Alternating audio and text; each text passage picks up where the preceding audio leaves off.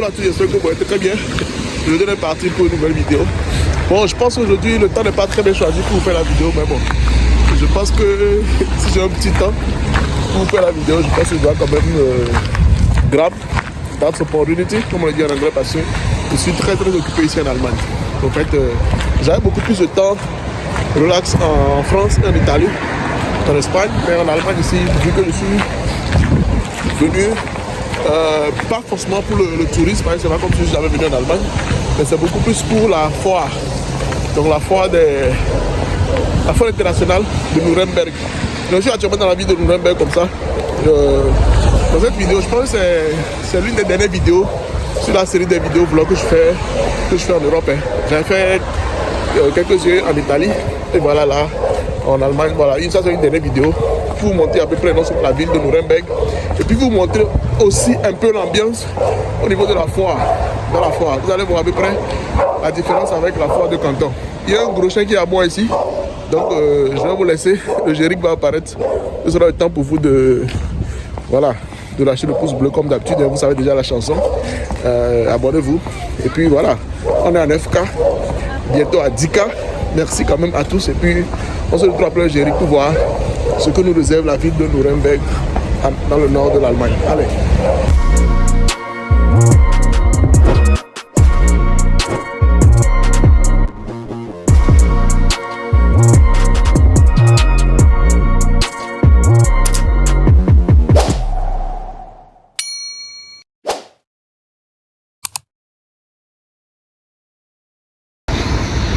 Bon, comme vous le voyez à peu près en Allemagne, enfin à Nuremberg plus précisément, voilà la ville, hein, je pense que ville à l'image de la plupart des villes européennes, hein. Donc pas très en hauteur comme on l'a en Chine, un peu avec un trait de bâtiment un peu, on va dire, classique, pas très moderne, comme je dis encore, contrairement au budget qu'on peut voir en Asie, bien à Dubaï, aux Émirats Arabes Unis. Donc vous voyez. Et puis la circulation, je pense que, bien qu'on est actuellement à l'heure de pointe, la circulation ça va. Hein. Parce que moi, qui ai l'habitude de conduire en Chine, je sais à peu près ce que ça veut dire dans cette heure-ci là, quoi, tu vois. Donc je pense quand même que ça va. Et j'ai l'impression aussi que la vie ici n'est pas aussi stressante qu'en Chine. Parce qu'en Chine, tu vois, les gens sont pressés. Ici, parfois, tu vois, les gens sont tranquilles, en train de fumer une clope, en train de prendre un café, en train de marcher doucement. Voilà, un chien qui se permet de pisser tranquille. Voilà. En Chine, même les chiens, je pense, les chiens ne sont pas vraiment autorisés à se promener sur les routes comme ça. Je pense que c'est dans les parcs, à peu près. Donc ici, il y a quelques taxis. Je prends des taxis parfois. Mais bon, seulement si quand je suis très pressé. Et puis en parlant de taxi aussi, en Europe aussi les taxis sont extrêmement chers. Extrêmement chers, je pèse mes mots. Peut-être que ceux qui vivent en Europe, bon, je pense quand même que ceux qui vivent en Europe me donneront comme raison ce coup-là. C'est pas parce que je vis en Chine que je dis ça. C'est vrai que quand on fait le rapport entre Chine et l'Europe, c'est deux mondes différents, quoi.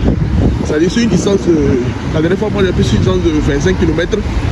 De 25 km, j'ai claqué facilement 50 euros. Hein. 50 euros sur une distance de 25 km. 50 euros, je vais voir. Si j'essaie de convertir en RMB, en monnaie chinoise, nous sommes autour de 400. Donc environ 40 000 francs CFA. Alors qu'en Chine, pour une distance de 25 km, maximum, tu payes 60 RMB quoi. 60 RMB. 60 RMB, donc ça fait 6 000. Donc voilà la différence entre 40 000 francs et 6 000. C'est une dinguerie. Donc ici les taxis coûtent extrêmement cher. Et aussi pour les transports en commun aussi. Les transports en commun, les tickets de métro, de bus là. Ah, le feu rouge. Les tickets de métro, de bus, ça coûte aussi très cher ici. Là, souvent quand on paye le ticket de métro ici, on est à 3,9 €. Donc 3,9 €, bon c'est vrai que certains, ceux qui vont en Europe me disent qu'ils payent les tickets, les billets mensuels et autres, là c'est plus avantageux, mais bon, moi je suis un touriste. Donc 3,9 €, c'est chaud. Alors 3,9 € ça fait, on dit 4, allez-y, vas-y 4, ça fait 24 RMB. Alors qu'en Chine, facilement 2 RMB quoi. Vous voyez, 24 et 2, c'est des mondes différents. Donc je pense qu'il y a un de mes Chinois qui a fait une conclusion à laquelle j'adhère. C'est le meilleur truc à faire, c'est de travailler en Europe ou bien avoir un business en Europe qui te permet de gagner et tu viens dépenser en Chine. Donc je pense que c'est ce qui est mieux à faire. Donc je pense que ça conforte aussi ma conception de vous dire que je pense que ma vie en Chine est la meilleure, quoi. Je pense que la Chine est aujourd'hui le meilleur endroit où je peux vivre actuellement en termes de qualité de vie aussi. Le niveau de cherté, je pense que c'est le meilleur compromis que je puisse faire aujourd'hui. Donc je peux venir en Europe, voilà, faire du business ou bien venir visiter tout ça là, mais bon, je pense pas que vivre ici serait l'idéal pour moi. Voilà, donc c'est un petit passage pour essayer de vous faire une petite comparaison entre la Chine et l'Europe pour que vous puissiez avoir une idée. Bon, avant de continuer cette vidéo, je vous annonce que j'ai fait une connerie. Quand on n'est pas très concentré, voilà ce qui arrive. En fait, quand je suis arrivé en Allemagne, d'abord je suis logé dans un hôtel, bon, histoire de visiter un peu la ville, de faire un peu de tourisme, deux jours avant de prendre un nouveau hôtel qui n'est pas très loin du centre d'exposition de la foire. Donc quand j'ai quitté la foire aujourd'hui, je dois me rendre à mon hôtel. J'ai fait l'erreur de taper l'adresse où je vivais avant de changer d'hôtel. C'est lorsque j'ai fini de vous faire la vidéo d'introduction que je me suis rendu compte. Et là, ça me fait perdre environ 40 minutes. Je suis obligé de changer maintenant de ligne. Je vais prendre la ligne 11 qui arrive dans 3 minutes. Et ça me fait perdre 40 minutes, mais bon, j'ai pas le choix. Ça me rappelle une anecdote quand j'étais à Paris. J'étais avec mon frère Christian, comme vous le voyez sur l'image. Donc, arrivé à Paris, il y avait un bro qui nous a raconté une anecdote. En fait, il s'était trompé de gare. Donc il avait pris du début jusqu'à la fin, aller-retour. Donc il dit, il a fait perdre 1h30. Donc quand il a raconté ça, au même moment, il demandait à mon frère la bonne direction. Donc moi, ça me faisait marrer. Je n'imagine pas que ça a pu m'arriver à moi. Bref, c'est une anecdote que je voulais partager avec vous. Mais c'est pas grave, on tient le coup, il fait très froid. En plus, il pleut, mais bon, on y va.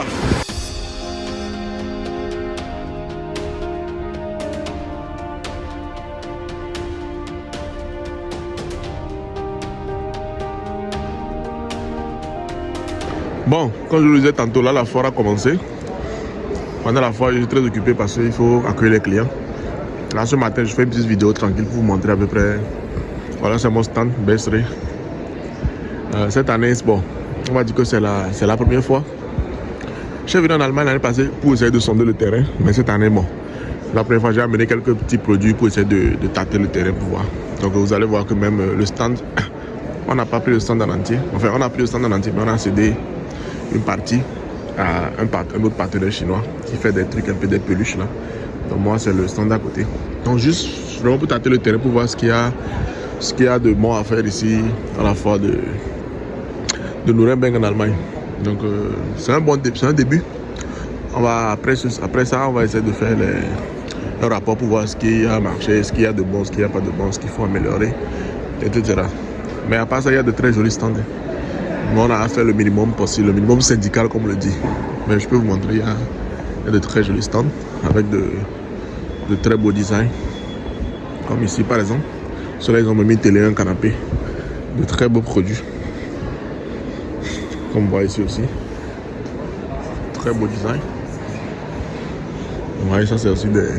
Vous savez les Européens, je vous dis souvent qu'ils sont dans les trucs de écologique. Donc vous voyez ceux-là, mais ils font des tricycles, des trucs en bois. Les joueurs en bois. Un stand aussi pas mal. Donc ouais. Ouais le stand des gens. Ouais le design des gens. Comparé à ce mois là-bas. C'est le jour et la nuit quoi.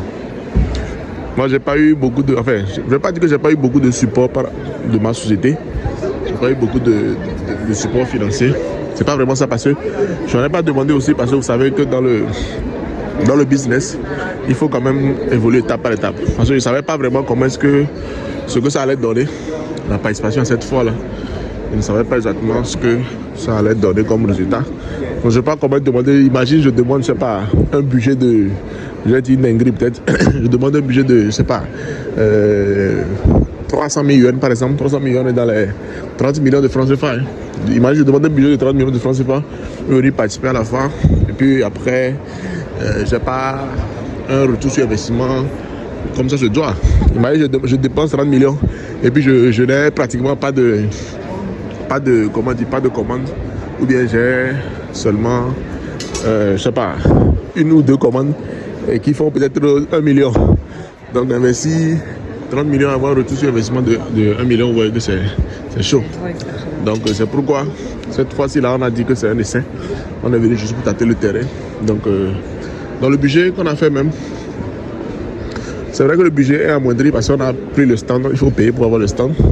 Mais le fait d'avoir pu céder aussi la deuxième partie du stand aux partenaires chinois qui nous payent forcément pour ça. Donc ça veut dire que nous on amortit le budget. Donc on va dire, à part vraiment quelques petites dépenses, on va dire que c'est pratiquement un budget zéro. Je suis venu pouvoir faire un petit étude de marché. Maintenant si vraiment à la fin de la foire, je vois que vraiment ça vaut la peine de participer, d'investir vraiment pour venir faire, je sais pas, un beau stand,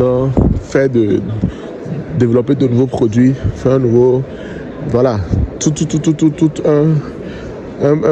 un programme pour ça. Comme ça, par exemple, ça c'est une marque. C'est des Chinois, mais qui sont en Angleterre, donc on est voisins. On a eu à discuter. Ils sont basés en Angleterre, mais ils sont des Chinois. Donc eux aussi, voilà, une marque un peu comme Besseray. Eux, c'est Bessitos. Ils font aussi les peluches. Donc, c'est à base de toutes ces analyses-là qu'on décide à la fin. Ou bien je désirais, je ferai un rapport et je désirais à la fin s'il faut investir dedans ou pas. Donc voilà. C'est pourquoi je me promène parfois dans tout le monde pour aller faire les études de marché. Le business est comme ça, tu n'as pas le choix. Bon, je ne vous embête pas plus. Je vous laisse sur quelques images de la foire aussi. Et puis, je pense qu'on va aller sur cette fin de cette vidéo. C'était à peu près mon séjour en Allemagne. D'ici fin février, je suis de retour en Chine pour qu'on puisse reprendre le business là où on l'avait laissé.